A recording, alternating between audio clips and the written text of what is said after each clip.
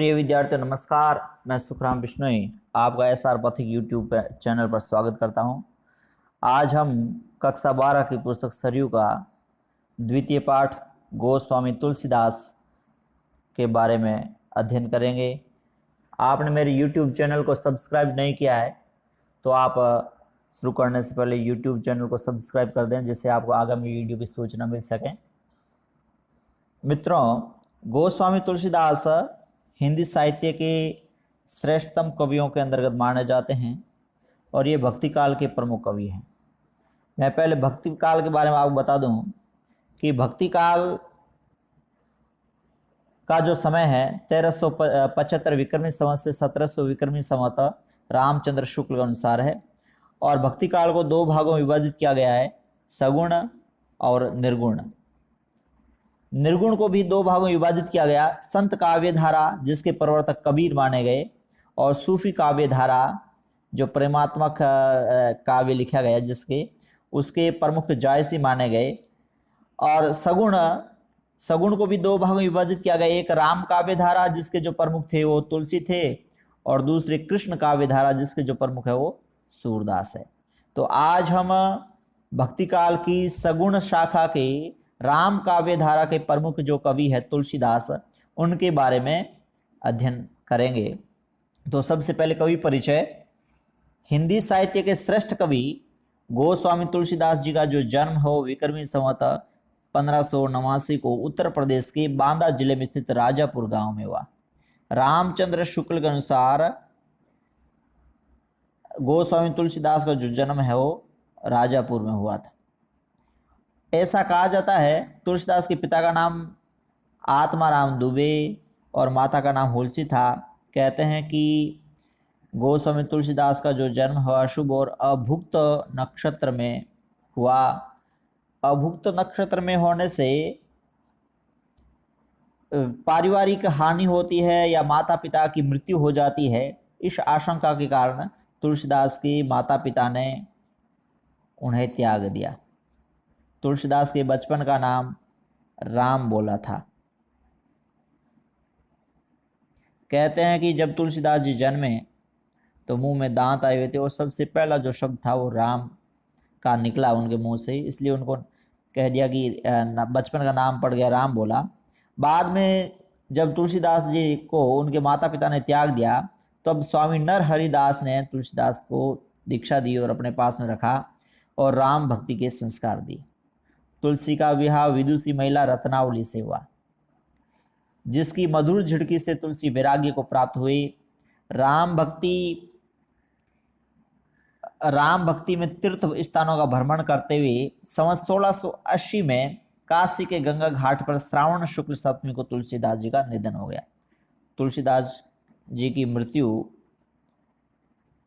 है वो संवत 1680 को श्रावण शुक्ल सप्तमी को हुआ। तुलसीदास की जो पत्नी रत्नावली है, उनके पिता का नाम है वो दीनबंधु पाठक है। दीनबंधु पाठक की पुत्री है। और कहते हैं कि एक बार जब तुलसीदास जी अपनी पत्नी की याद आने पर रात्रि को उनके घर चले जाते हैं तो रत्नावली तुलसीदास जी को कहती है कि जितना मेरे से आपका अनुराग है, प्रेम है, उतना यदि प्रभु राम में होता तो आपका जीवन सुधर जाता। और कहते हैं कि उसी दिन से ही तुलसीदास को वैराग्य प्राप्त हो गया और राम की भक्ति करने लगे।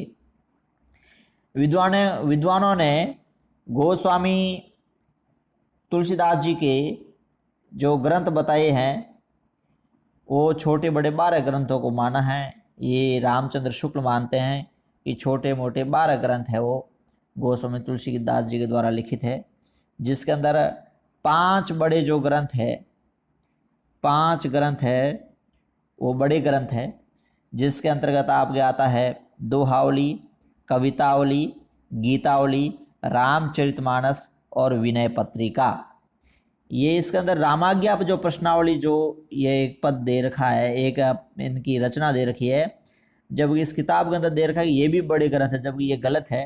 रामाज्ञा प्रश्नावली तुलसीदास की छोटे ग्रंथों के अंतर्गत शामिल है, न कि बड़े ग्रंथों के अंदर।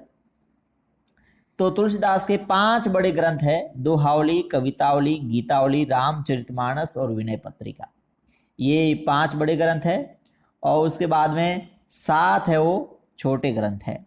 7 छोटे ग्रंथ कौन से हैं? रामलला नहछु, पार्वती मंगल, जानकी मंगल, बरवी रामायण, वैरागी संदीपनी, श्री कृष्ण गीतावली और रामाज्ञा प्रश्नावली।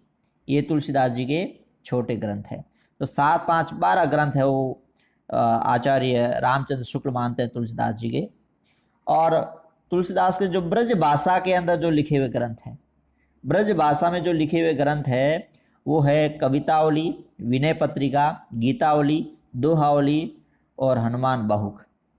कवितावली, विनय पत्रिका, गीतावली, दोहावली और हनुमान बाहुक है और तुलसीदास जी के ब्रज भाषा में लिखित ग्रंथ है। दूसरे जो है वो अवधी भाषा में लिखित ग्रंथ है। अब तुलसीदास जितने भी ग्रंथ है उस रचनाओं में भाव वैविध्य तुलसीदास की रचना की सर्वश्रेष्ठ विशेषता बताएगी, भाव वैविध्य। और तुलसीदास की काव्य के अंदर सबसे प्रमुख जो विशेषता है, प्रमुख गुण है, वो समन्वयवाद का गुण है। परीक्षा के अंदर कभी कभार प्रश्न पूछ लिया जाता है कि उनका काव्य व समन्वय की विराट चेष्टा है, बताइए कैसे। तो उसमें केवल लोक और शास्त्र का ही समन्वय नहीं है, गारस्थ्य और वैराग्य का, मतलब ग्रस्त धर्म का और वैराग्य का। जितना ग्रस्त धर्म को महत्व दिया है उतना वैराग्य को भी महत्व दिया है। भक्ति और ज्ञान का समन्वय है, भाषा और संस्कृति का समन्वय है, निर्गुण और सगुण का समन्वय है, पुराण और काव्य का समन्वय है, भाव आवेग और अनासक्त चिंतन का समन्वय रामचरितमानस के अंदर मिलता है। आगे लिखा है रामचरितमानस के आदि से अंत तक यदि देखा जाए तो समन्वय का ही उसके अंदर हम लोगों को देखने को मिलेगा। समन्वय की विराट चेष्टा रामचरितमानस के अंदर देखने को मिलती है। अपने इस पाठ के अंदर जो आपके दे रखा है मंदोदरी की रावण को सीख, ये रामचरितमानस से लिया गया है, रामचरितमानस से लिया गया है। और रामचरितमानस जो उसके अंदर 7 कांड है, उन 7 कांडों के बारे में आपको बता दें कि बालक अयोध्या के अरण्य में किस करके सुंदर लंका में उतर गया। ये 7 ही कांडों के नाम है, ये 7 ही कांडों के नाम है। बालक मतलब बाल कांड, अयोध्या से अयोध्या कांड, अरण्य से अरण्य कांड, किस से किष्किंधा कांड, सुंदर से सुंदर कांड, लंका से लंका कांड और उत्तर से उत्तर कांड। ये 7 कांड है रामचरितमानस के अंदर, 7 कांड है। रामचरितमानस का प्रारंभ अयोध्या से किया गया था और 1574 ईस्वी में रामचरितमानस लिखना प्रारंभ किया गया। 1574 को रामचरितमानस लिखना प्रारंभ किया अयोध्या से, और इसको लिखने में 2 वर्ष और 7 माह लगे। 2 वर्ष और 7 माह का समय लगा। रामचरितमानस भारतीय जीवन मूल्यों का शास्त्र समाज कहा जाता है, जिसमें पारिवारिक प्रेम और मर्यादा के साथ साथ राष्ट्र समाज के प्रति मानवीय दायित्वों का विवरण हम लोगों को मिलता है। इस अंश के अंदर यदि देखा जाए तो प्रस्तुत कविता रामचरितमानस का अंश है, जिसमें मंदोदरी द्वारा समय समय पर अपने पति रावण को सीख दी गई है। मंदोदरी अपने पति को समझाती है रावण को। मंदोदरी ने रावण को कई बार समझाया कि राम साक्षात परम ब्रह्म है। रावण की पत्नी होते हुए भी मंदोदरी राम भक्त है और उन्होंने राम को परम ब्रह्म माना है तथा मर्यादा की पुनः प्रतिष्ठा के लिए धरती पर अवतरित हुए, ऐसा मंदोदरी मानती है।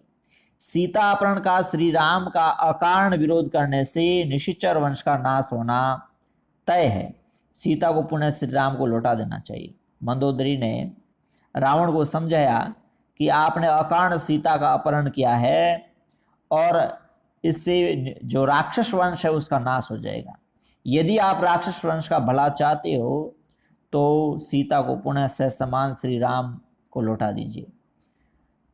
मंदोदरी ने अपने पति को और समझाया कि मैं तनया मंदोदरी राजमयसी होकर भी नीति विशारद है। मंदोदरी के व्यक्तित्व विशेषता नीति विशारद, बहुश्रुता, दूरदर्शी, विवेकशील, वेद विद्या विदुषी, क्रांतिकारी पतिव्रता है, जो अपने पति के कदाचार, हिंसा, युद्ध उन्माद का समय समय पर विरोध करती है। मंदोदरी ने अपने पति के कदाचार का, हिंसा का, युद्ध उन्माद का विरोध भी किया है। मंदोदरी के व्यक्तित्व की विशेषता, वह रूपवती सम्राज्ञी है। अप्रतिम सौंदर्य की प्रतीक मंदोदरी भक्ति की प्रखर चेतना है, जो मोह माया के मध्य भी परम सत्ता के वैशिष्ट्य का निरंतर निरूपण करती रहती है। मोह माया के बीच में भी रह करके भी भक्ति की प्रखर चेतना उसके अंदर समाहित है। तुलसी की दृष्टि में स्त्रियां समाज में निरीह, अबला और पद दलित नहीं है। तुलसी ने अपने काव्य के अंदर स्त्रियों को सम्मान दिया है। उन्होंने कहा है कि स्त्रियां निरीह, अबला और पद दलित नहीं हैं, अपितु वह रावण और बाली जैसे भटके हुए पुरुषों के लिए प्रकाश स्तंभ भी है। रावण को समझाने के लिए मंदोदरी आती है तो बाली को समझाने के लिए तारा आती है। प्रकाश स्तंभ के रूप में कवि ने यहां पर बताया है। और मंदोदरी जैसी पतिव्रता, सत्यनिष्ठ, सुशील नारियां हर देश, काल, परिस्थिति, समाज में विद्यमान रही है, किंतु पुरुष अपने अहंकार,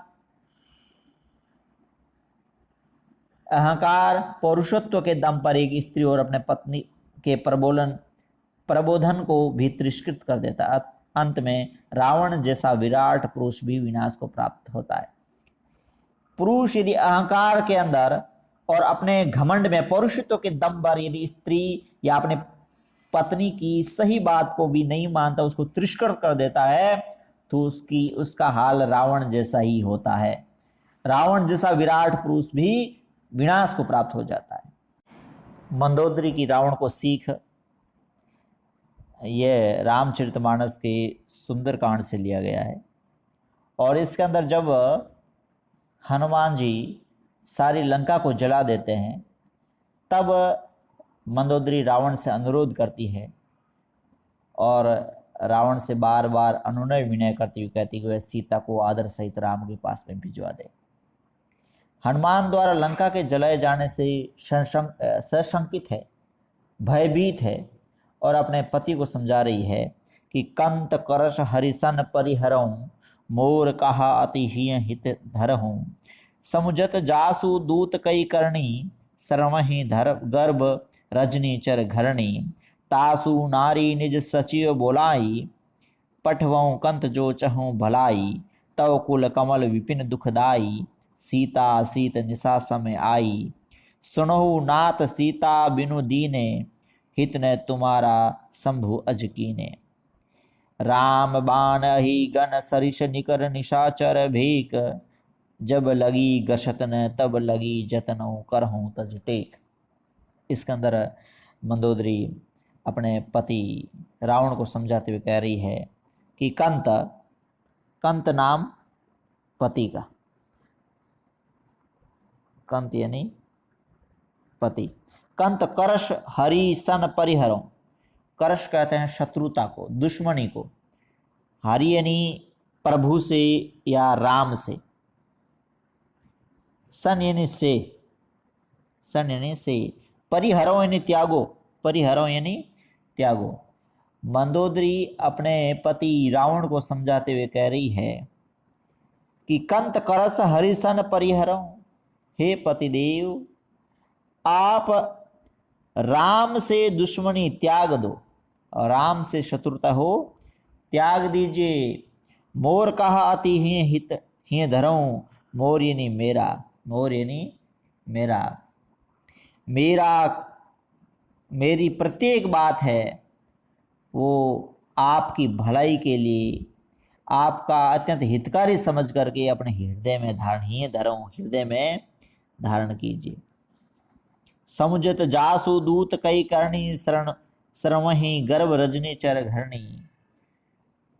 समझिए हे पतिदेव, आप समझें, जासु दूत जिसके दूत ने, जासु दूत जिसके दूत हनुमान ने लंका दहन को याद करके, हनुमान जी की द्वारा जब लंका जलाई गई तो उस लंका दहन को याद करके रजनीचर घरणी, रजनीचर यानी राक्षस, घरणी यानी घर वाली पत्नी है, मतलब राक्षसनी है, सारी राक्षसों की जो पत्नी है उनके गर्भ तक गिर गए, जो गर्भवती थी उनके गर्भ तक गिर गए।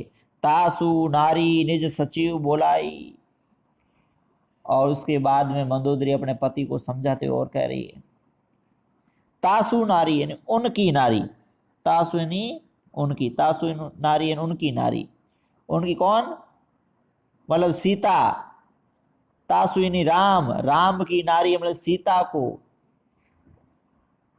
निज सचिव बोलाई, सीता को अपने सचिव को बुला करके आप उनके पास में वापस छोड़ करके आ जाए। पठऊं कंत जो चहूं भलाई, पठवऊं, पठवऊं यानी भेज दो, ये कंत यानी पतिदेव, चहूं भलाई यदि भलाई चाहते हो तो उस नारी को अपने सचिव को बुला करके उनको सह सम्मान राम के पास में वापस छुड़ा दो। तव कुल कमल विपिन दुखदाई, और ये जो सीता है जिसको तुम अपहरण करके लेकर के आए हो, तव कुल वे ये आपके कुल की, आपके कुल रूपी, कुल कमल, कुल रूपी कमल, यहाँ पर रूपक अलंकार, रूपक अलंकार का प्रयोग यहाँ पर हुआ है। कुल रूपी कमलों में विपिन दुखदाई, वन के लिए बहुत ही ये दुख देने वाली है। कुल रूपी कमल आपका जो परिवार है, परिवार रूपी जो कमल है, इसके लिए सीता है वो बड़ी ही दुखदाई है उनके लिए।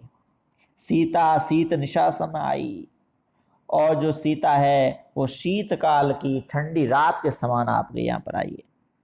सीता शीत निशा समय आई, यहाँ पर आपके उपमा अलंकार, सम सा सी तुल्य ऐसे शब्द आते तो वहां पर उपमा अलंकार होता है। और यहाँ पर कहा है सीता शीत निशा समय, सीता वो शीतकालीन रात्रि के समान यहाँ पर आई है।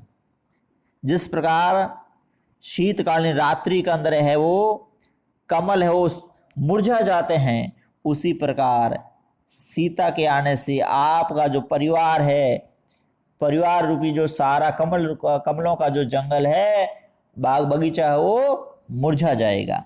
सुनो नाथ सीता बिनु दीने, हित न तुम्हारा समझ झुकीने। हे पतिदेव समझे, सुनो नाथ, हे पतिदेव आप मेरे स्वामी समझे, सीता बिनु दीने, सीता को राम के पास पहुंचाए बिना, दिए बिना, हित न तुम्हारा शंभु अज कीने, आपका भला तो शंभु नाम शिव का, अज नाम ब्रह्मा का, शिव जी और ब्रह्मा जी भी आपका भला नहीं कर सकते।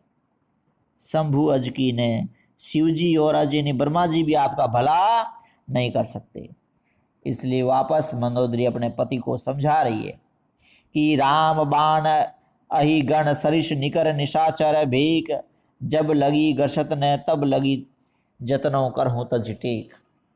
कि हे पतिदेव, हे नाथ, राम के बाण, राम बाण, राम के बाण अहि, अहि नाम सांपों का, अहि नाम सांपों का, राम के जो बाण है वो अहिगन सर्पों के समान है। सरिष निकर निशाचर भेक, और उसके बाद में कहा है कि आपकी जो ये मंडली है, निकर यानी समूह, निकर यानी समूह, निशाचर यानी राक्षस, भेक यानी मेंढक, भेक यानी मेंढक। कहा है इन्होंने जो राक्षसों का जो समूह मेंढकों के समान है, राम के बाण सांपों के समान, सांपों का समूह है, सांपों के समान है, सर्प के समान है, और राक्षसों का जो ये समूह है वो मेंढक है। जब लगी गरसत ने तब लगी जतनों करहु तज टेक, जब तक वे बाण राक्षसों के प्राण नहीं ले, जब तक ये बाण है ये इन मेंढकों को खाने जाए, राक्षसों का प्राण न ले ले, तब तक आप है वो अपना तजी टेक, हट हट त्याग करके, त्याग कर राक्षसों की रक्षा का उपाय कीजिए, जतन कीजिए, उपाय कीजिए। राम के जो बाण है वो सर्प है, और राक्षसों का जो समूह मेंढक के समान है।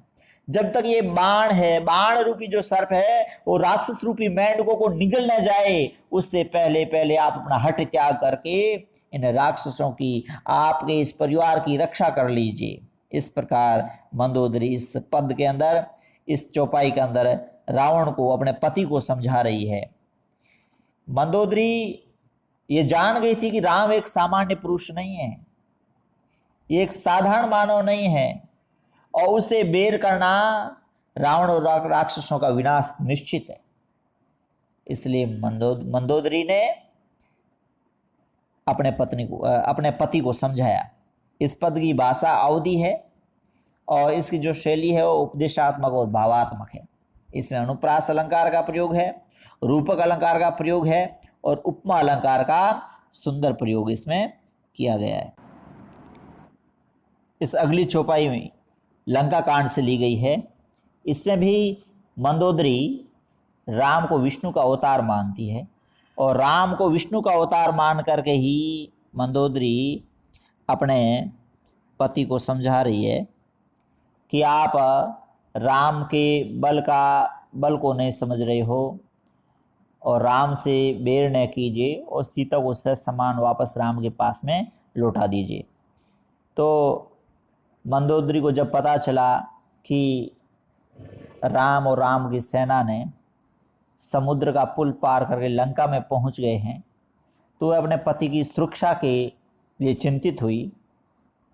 तब उस वक्त मंदोदरी अपने पति को कहती है, मंदोदरी सुनियो प्रभु आयो, को तू कहीं पायो धी बंधायो, कर गई पति भवन निज बानी, बोली परम मनोहर बानी। चरण नाई सिरु अंचल रोपा, सुनहु बचन पिए परिहरि कोपा, नाथ बैरू कीजे ताई सो, बुद्धि बल सके जीती जाहि सो। तुम ही रघुपति अंतर केसा, खलु खद्योत दिन करहि जैसा, अति बल मधु केटब जहि मारे, महावीर दिति सुत संहारे। जहि बलि बांधी सहस भुज मारा, सोई अवतरों हरण मही भारा। तासु विरोध न कीजई नाथा, काल कर्म ज्यों जाके हाथा। रामई सौंपी जानकी नाई, कमल पदमाथ सुत कहूँ राज समर्पी बन, जाई भजियों रघुनाथ। इस पद के अंदर मंदोदरी अपने पति को कह रही है, मंदोदरी सुनियो प्रभु आयो। जब मंदोदरी ने सुना कि प्रभु भगवान श्री राम लंका में प्रवेश कर चुके हैं, कोतु कहीं पयोधी बंधायो, कोतु कहते हैं खेल ही खेल में, पयोधी समुद्र को बंधायो, खेल ही खेल में समुद्र को बांध करके लंका में प्रवेश कर चुके हैं। यह बात जब मंदोदरी ने सुना, तब कर गही पति भवन जानी, कर गही अपने कर ये नाम हाथ का, अपने पति का हाथ पकड़ करके अपने भवन में लेकर के आई, निज भवन आनी, अपने भवन में लेकर के आई। बोली परम मनोहर बानी, और अपने पति से बड़ी मनोहर वाणी से कहने लगी, चरण नाई सिर अंचल रोपा, सुनो बचन पिय परिहरि कोपा। पहले उसने अपने पति के चरणों में, चरण नाई सिर अंचल रोपा, पहले उन्होंने अपने पति के चरणों में सिर झुका करके प्रणाम किया। फिर अपने पति के सामने आंचल फैला करके अपने पति से कहने लगी, हे मेरे प्रियतम, आप क्रोध को परिहरि त्याग करके सुनो बचन पियो, मेरी बात सुनिए। नाथ बैरू कीजे ताहि सो, हे पतिदेव, हे मेरे स्वामी, दुश्मनी बैरू कीजे ताहि सो। बैरू दुश्मनी उन्हीं लोगों से करनी चाहिए, बेर उनसे करना चाहिए जिससे हम बुद्धि और बल से जीत सके। हे पतिदेव, हे मेरे नाथ, हे मेरे स्वामी, दुश्मनी उन लोगों से करनी चाहिए जिसको हम बुद्धि और बल से जीत सकें। तुम ही रघुपति अंतर कैसा, खलु खद्योत दिन कर ही जैसा। और उसके बाद में अपने पति को समझा रही है, रावण को कह रही है कि आप में और राम में वैसा ही अंतर है। तुम ही रघुपति राम, तुम ही रावण, आप में और राम में वैसा ही अंतर है जैसा खलु खद्योत दिन कर ही जैसा। जुगनू और सूर्य में होता, खद्योत ने जुगनू, दिन करे ने सूर्य। जुगनू और सूर्य में होता है। जुगनू थोड़े समय के लिए टिमटिमाता है, लेकिन सूर्य तो पूरे जगत को प्रकाशमान कर देता है। तो लिखा है तुम में और राम में वैसा ही अंतर है जैसा जुगनू और सूर्य में होता है। क्षण भर में चमकने वाला जुगनू भला क्या विश्व को प्रकाशित कर सकता है? तो दोनों में समानता कैसे हो सकती है? अपने पति को समझाया है कि अरे राम वही नारायण है, राम वही नारायण है जिन्होंने अति बली मधु केटप जही मारा, जिन्होंने मधु और केटप जैसे बलवान राक्षसों को मार दिया था। अति बल मधु, बलशाली मधु और केटप जैसे राक्षसों को भी मार दिया था। महावीर दिति शुद्ध संगारे, और जिन्होंने दिति शुद्ध संगारे, जिन्होंने ऋषि कश्यप की जो पत्नी दिति थी और उनके पराक्रमी पुत्र दैत्यों को भी नाश कर दिया था। कश्यप ऋषि की पत्नी दिति के पराक्रमी जो पुत्र थे, उन्हें नाम था हिरण्यकशिपु और हिरण्याक्ष, उन पुत्रों को भी राम ने मारा था। दैत्य पुत्र ही दिति के पुत्र थे हिरण्यकशिपु और हिरण्याक्ष, उनका भी नाश प्रभु राम ने किया था। जही बलि बांधी सहस भुज मारा, और जिन्होंने दैत्यराज बलि को वामन अवतार लेकर के बांधा था, बलि बांधी, जिन्होंने दैत्यराज बलि को वामन का अवतार लेकर के उनको बांध दिया, और सहस भुज मारा, और परशुराम का अवतार लेकर के सहस्त्रबाहु नामक एक अत्यंत बलवान राक्षस को भी इन्होंने, राजा को भी मार दिया था। राम कोई साधारण पुरुष नहीं है, जिन्होंने बलशाली मधु और केटप जैसे राक्षसों को मार दिया, जिन्होंने दिति के पुत्र हिरण्यकशिपु और हिरण्याक्ष को मार दिया, जिन्होंने वामन अवतार लेकर के बलि को बांधा, और जिन्होंने परशुराम के रूप में अवतार लेकर के सहस्त्रबाहु जैसे बलवान राजा को भी मार दिया। सोई अवतरों हरणमयी भारा, वही आज अवतार इस पृथ्वी पर अवतार लेकर के इस धरती के भार को दूर करने के लिए इस पृथ्वी पर अवतार लिया है। तासु विरोध न कीजिए नाता, हे पतिदेव उनका विरोध मत करो, उनका विरोध मत करो। काल कर्म जीव जाके हाथा, जिसके हाथ में सभी का काल कर्म और जीवन है, उनका विरोध हम लोगों को नहीं करना चाहिए। आगे समझाया, मंदोदरी अपने पति को समझाते हुए कह रही है कि राम ही सौंपी जानकी नाई, कमल पद मात सुत कहूँ राज समर्पी बन जाई भजी रघुनाथ। मेरी बात मान करके, हे पतिदेव आप मेरी बात मान करके राम ही सौंपी जानकी नाई, कमल पद मात, चरण कमलों में सिर रख करके, कमल पद चरण कमलों में सिर रख करके, राम के चरण कमलों में सिर रख करके क्षमा मांगते हुए जानकी को वापस सौंप दो। सौंपी जानकी उस सीता जी को वापस सौंप करके आ जाओ। सुत कहूँ राज समर्पी बना, और हे पतिदेव अब आप राज्य का मोह भी त्याग दीजिए और पुत्र को सिंहासन सौंप करके, सुत कहूँ राज समर्पी, पुत्र को भी सिंहासन सौंप दीजिए, और वन में जाकर के जाई भजी रघुनाथ, और वन में जाकर के प्रभु राम का नाम जपते हुए अपना परलोक बनाइए, अपने परलोक को सुधारिए। इस प्रकार मंदोदरी अपने पति को समझा रही है। आगे मंदोदरी अपने पति को कहती है, नाथ दीन दयाल रघुराई, नाथ दीन दयाल रघुराई, बाघों सन्मुख गौ ने खाई, चाहे करण सो सब करी बीते, तुम्हें सुर असुर चराचर जीते। संत कहीं असी नीति दसानन, चौथे पन जाई नृप कानन, तासु भजन कीजे तह भरता, सो करता पालक संहरता, सोही रघुबीर प्रणत अनुरागी, भजो नाथ ममता सब त्यागी, मुनिवर जतन करहीं जेहि लागी, भूप राजू तजी होई विरागी। अपने पति को समझाते हुए कह रही है मंदोदरी कि राम दीनों पर दया करने वाले हैं। नाथ दीन दयाल रघुराई, प्रभु राम हो दीनों पर दया करने वाले हैं, और वे आपके ऊपर अवश्य ही दया करेंगे, आपको अवश्य क्षमा कर देंगे। बागों सन्मुख गऊ ने खाई। शरण में आए हुए व्यक्ति को तो हिंसक बाघ भी नहीं खाता। यदि कोई शरण में चले जाए तो हिंसक बाघ है वह भी व्यक्ति को नहीं खाता है। मंदोदरी ने कहा, चाहे कर्ण सो सब करी बातें। आप जो कुछ करना चाहते थे अब सब कुछ कर चुके हो। तुम सुर असुर चराचर जीते।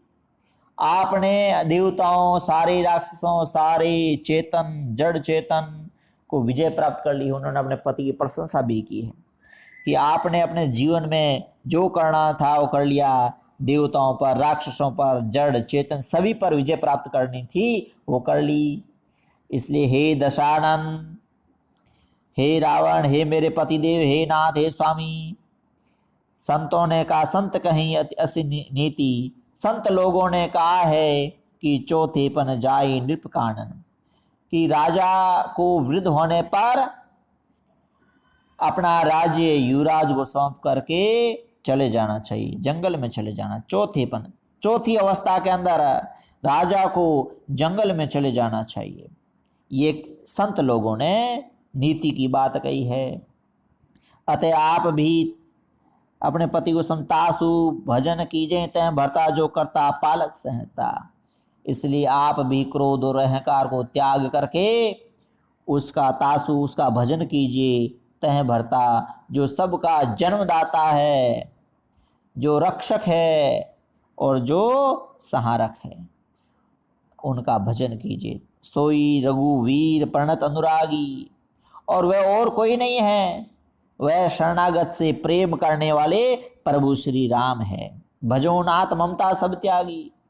हे मेरे पतिदेव, सारे मोक्ष से को त्याग करके आप उनका भजन कीजिए, आप उनका भजन कीजिए। मुनिवर जतन करहि जहीं लागे। बड़े बड़े ऋषि मुनियों ने जिसको पाने के लिए सारा जीवन लगा लिया, करहि जहीं जतनु करहि जहीं लागी, सारा जीवन लगा दिया। और राजा लोग राज्य त्याग कर भूप राजू तजी, राजा लोग राज्य को त्याग करके स्वयं यहाँ पधारे हैं।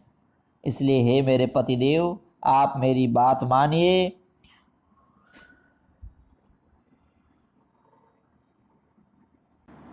मेरी बात मानिए और वही कौशलाधीश रघुकुल के स्वामी श्री राम आप पर आयो करन तो ही पर दया, आप पर दया करने स्वयं यहाँ पर पधारे हैं। जो पिए मानो मोर सिखावन, आप मेरी यह सीख मान लीजिए।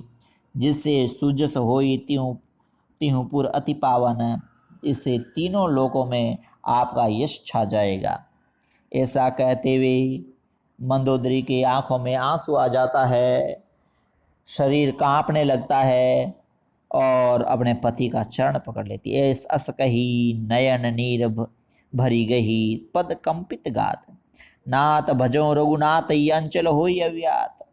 बोली हे नाथ, राम की शरण में जाइए, इससे मेरा सौभाग्य भी अखंड हो जाएगा। अचल होई अव्यात, आप रहेंगे तो मेरा सौभाग्य भी अक्षय बना रहेगा। इसलिए आप राम की शरण में चले जाइए। इस प्रकार मंदोदरी अपने पति को समझाती है। मंदोदरी अपने पति रावण को समझा रही है, आंखों में पानी आ गया है। हाथ जोड़कर रावण से बोलती है, हे प्राण सुनहु प्राणपति विनती मोरी। हे प्राणपति, हे मेरे प्राणपति, आप मेरी विनती सुनिए। आप सजल नयन कर जुग जोरी, सुनहु प्राणपति विनय मोरी। कंतन राम विरोध परिहरो, हे पतिदेव आप राम का विरोध क्यों नहीं त्याग रहे हो। जानी मनुज जनी हट मनु धरहूं, उन्हें साधन मनुष्य समझकर अपनी हट पर क्यों अड़े हुए हो। विश्व रूप रघुवंश मणि, करहूं वचन विश्वासु। लोक कल्पना वेद कर, अंग अंग प्रति जासु। आप मेरी बात समझिए, विश्वास कीजिए, राम तो साक्षात विश्व रूप परमेश्वर है। विश्व रूप परमेश्वर है राम। सारा संसार, सभी लोक, सभी वेद इनके अंगों में समाहित है, इनके अंगों में निवास करते हैं। मंदोदरी अपने पति को समझाते हुए कह रही है, राम के विश्व रूप परमेश्वर का वर्णन करते हुए कहा है कि पद पाताल शीस अजधामा, राम के चरणों में पाताल है, शीस अजधामा सिर में ब्रह्मलोक है, अजधामा ब्रह्मलोक है, अपर लोक अंग अंग विश्रामा, अन्य जितने भी लोक है वो इन्हीं के अंग में विश्राम करते, इनके अंग में स्थित है। भ्रिकुटी विलास भयंकर काला, राम की भौएं टेढ़ी करने में भयंकर मृत्यु है, भयंकर काला, नयन दिवाकर कच घनमाला। और राम के नेत्र में सूर्य और केशों में बादलों का निवास है, नेत्रों में सूर्य दिवाकर, कच घनमाला, कच यानी बाल, घनमाला यानी बादल है। जिनकी जासु घ्राण अश्विनी कुमारा, जिसकी नासिका अश्विनी कुमार है, अश्विनी कुमार देवताओं के वेद्य। निशि अरु दिवस निमिष अपारा, जिनके पलकों की गति दिन और रात है, जिनके पलकों का झपकना दिन और रात है। श्रवण दिशा दस वेद बखानी, और राम के कानों को वेद 10 दिशाएं बताता है। श्रवण दिशा 10 वेद बखानी, मारुत विशास निगम निजवानी, और जिनकी श्वास ही पवन है, जिसकी श्वास ही पवन है, और उनकी वाणी ही वेद है। आगे मंदोदरी अपने पति को समझाते हुए कह रही है, उनके होठ अदर लोभ जम दसन कराला, उनके होठ लोभ रूप में, और दांत भयंकर काल है, दसन कराला। माया हास बाहु दिक्पाला, और उनकी हंसी ही माया है, और हाथ दिशाओं के रक्षक दिक्पाल हैं। आनन अनल अंबुपति जिहा, उनका मुख अग्नि है, और जीव वरुण देव है। आगे मंदोदरी अपने पति को समझा रही है कि उनके संकल्प अर्थात इच्छा मात्र से सृष्टि का उत्पत्ति होती है, सृष्टि का पालन होता है और सृष्टि का विनाश होता है। रोम राजी अष्टादश भारा, और उनके रोम 18 पुराण और विद्याएं हैं। अस्थि शील सरिता नस जारा, और उनकी अस्थियां पर्वत है, और उनके शरीर में फैला शिराओं और धमनियों का जाल, ये सारी नदियां हैं। उदर उददी अदगो जातना, जग में प्रभु का बहुकल्पना, राम का पेट ही समुद्र है, और शरीर का अधोभाग यम यातना और सारी कष्ट है। और मंदोदरी कह रही, और आपको क्या कहूँ, राम जगमय है और विश्व रूप है। आगे का अहंकार शिव बुद्धि अजमन, शशि चित महान, मनुज बास सचर अचर रूप राम भगवान। राम का अहंकार ही शिव है, बुद्धि ब्रह्मा है, और उसका चित्त व्यापक विष्णु है अथवा पंच महाभूत है। सारे मनुष्य और चर अचर जगत राम का ही रूप है। मंदोदरी अपने पति रावण को समझा रही है, और अस विचारी सुनु प्राणपति, प्रभूषण बैरु बिहाई, प्रीति करहु रघुवीर पद, मम अव्यात न जाई। हे प्राणपति, ऐसा समझ करके, ऐसा विचार करके आप प्रभु राम से वेर त्याग दीजिए, सबके स्वामी राम के चरणों में प्रीति कीजिए, ताकि मेरा सौभाग्य नष्ट नहीं हो। मम अव्यात न जाई, जिससे मेरा सौभाग्य नष्ट नहीं हो। इस प्रकार मंदोदरी प्रभु राम में विश्वास करने वाली राम की भक्त भी है, और अपने पति का मार्गदर्शन भी करती है। मंदोदरी का ज्ञान, सुलझी हुई सोच एक आदर्श पत्नी सिद्ध भी करती है। पत्नी होने के नाते मंदोदरी ने रावण को समझाने में अपनी भूमिका निभाई है।